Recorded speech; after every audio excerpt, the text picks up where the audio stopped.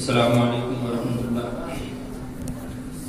وقت کی نزاکت کو دیکھتے ہوئے چند منٹ میں آپ سے رخصت ہو جاؤں گا۔ آخر کے مقابلے کا موضوع ہے حضرت مولانا عبدالشکور آہ مظفر پوری کا عہد اور خاندان۔ حضرت مولانا عبدالشکور آہ مظفر پوری رحمۃ اللہ علیہ ایک علمی، دینی اور روحانی خاندان کے چشم و چراغ ہیں۔ آپ کا خاندان علمی اور روحانی قدروں کا امین ہے۔ علوم شریعت اور رموز طریقت دونوں کے چشمے اس خاندان سے جاری ہوتے ہیں، جس سے خلق خدا سیراب ہوتی۔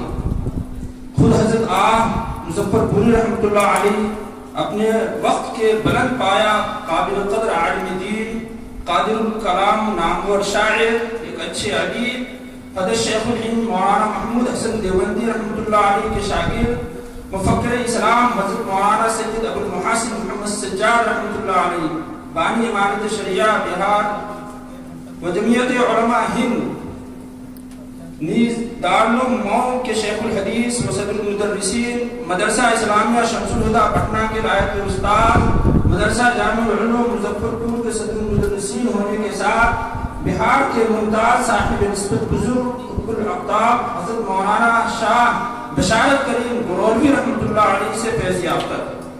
اس سے حضرت جن شخصیات سے انہوں نے فیض حاصل کیا یا لوگوں نے ان سے فیض حاصل کیا، ان شخصیات سے حضرت کا عہد کا اندازہ ہوتا ہے کہ حضرت کا اب اس طریقے کے عہد میں حضرت تشریف فرما۔ حضرت کا خاندان، حضرت آپ سادات سے تعلق رکھتے ہیں، جیسا کہ خود آپ نے اپنے کلام میں اپنے فرزند خود ماسٹر سید محمود حسن مرحوم کے چہرے پر اپنے قلم سے تحریر فرمایا، صحرا بتقریب شادی عزیزم سید محمود حسن سلم۔ نیز آپ کے بڑے فرزند حضرت مولانا حکیم سید احمد حسن منوفی رحمۃ اللہ علیہ نے مظفر پور ترک کر کے وہاں سے منوروا میں جو زمینیں خریدی تھی، ان کے قبالہ جات میں بھی نسب کی جو صراحت ہے اس میں انہوں نے لکھا سید احمد حسن پسر سید عبدالشکور۔ اس سلسلے میں ایک بات اور عرض یہ ہے کہ بعض جو ماہنامے ہیں اسی طریقے سے کتاب، ان میں حضرت مولانا عبدالشکور کو صدیقی لکھا۔ اس سلسلے میں مفتی اختر امام عالم صاحب نے بڑے دلائل کے ساتھ ان کی تردید کی ہے اور فرمایا کہ حضرت مولانا عبدالشکور رحمۃ اللہ علیہ سید ہی تھے۔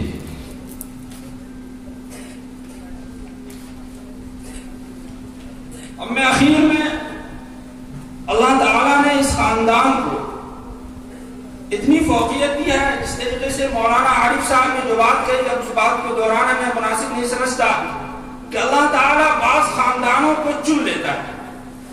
نبیوں میں حضرت یوسف علیہ السلام ہندوستان کے اندر اس طریقے سے آپ نے سنا، حضرت شاہ ولی اللہ اور لکھنؤ اور دیوبند اور فلواری شریف اور منگیر، اسی طریقے سے اللہ تعالیٰ نے اس خاندان کو حضرت مولانا عبدالشکور رحمۃ اللہ علیہ کے خاندان کو اللہ تعالیٰ نے چن لیا ہے۔ اس خاندان کے اندر بڑے بڑے علماء اور ہمارے درمیان خود موجود ہیں جو اس خاندان کے روشن چراغ بلکہ آفتاب و مہتاب ہیں۔ میں ان کے سلسلے میں صرف ایک شعر کہہ کر اپنی بات ختم کرتا ہوں۔ ہزاروں سال نرگس اپنی بیگوڑی پہ روتی ہے، بڑی مشکل سے ہوتا ہے چمن میں دیدہ و پیدا۔ واخر دعوانا الحمدللہ رب العالمین۔ جزاک اللہ